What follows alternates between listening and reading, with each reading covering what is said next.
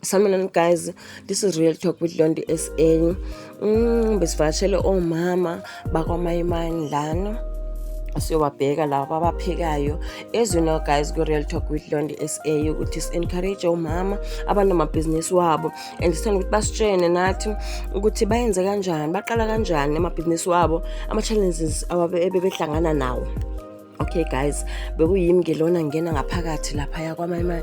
Bengiqala nokuya guys, angazi abanye abantu bayazi yini, mina bengiqala nokuya ngihlezi ngizwa ngale ndawo le. Okay, sangena ngaphakathi guys, bengisaba nokusaba ngefoni yami kuseJozi phela lana.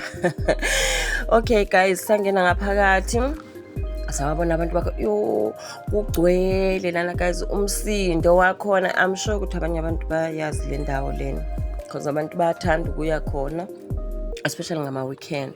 Okay guys, into besifuna ukuyazi lana kwabomama ukuthi basitshele ukuthi baqala kanjani ibhizinisi labo, baqala nini. Baningi omama bakhona bahlukahlukene nje ngendawo zabo. Baqala nini, ama-challenges abahlangana nawo as abantu besifazane berun ibhizinisi bebodwa kungekho abantu besilisa. As we know ukuthi ibhizinisi or something nje thina sazi ukuthi yenziwa abantu besilisa, but kulamalanga lawo abantu besifazane bayazenzela. Bekuyimina-ke lona guys, nabomama laba ngibabuza because bashilo ukuthi they are not comfortable ukuthi ngibaveze kwikhamera, so ngaba-respecta-ke i-decision yabo. So bekuyimina ngibabuza ukuthi bana-how many years beqalile ibhizinisi, bacabanga kanjani ukuthi abaqale so njengoba sekugcwala kanjena benama-customer. So bayantshena ukuthi ama-challenges bebehlangana nawo wona bewamaningi, but-ke babekezela because bebazi ukuthi bafunani empilweni. Lapho be-encourage khona ukuthi nomuntu wesifazane na ungaqala lakho ibhizinisi ungabi namahloni wokuthi abantu bazothini, because abantu ngeke baze bakubekele ukudla etafuleni. Kwamele ukuthi usebenze kanzima ukuze ufike la ukhona. Bekuyimina-ke loyayana guys, ngi-enjoya ukubuka omama beyenza umsebenzi wabo. Ukuthi ngihlale phansi bekunzima for mina ukuthi ngihlale phansi ngidle inyama. Ngathi nje ngizobuya bomama ngizodla inyama okwanamhlanje ngoba ngisasebhizi kakhulu guys. Kumnandi kuleya ndawo, ngeke uzubone nokuthi ilanga selishonile.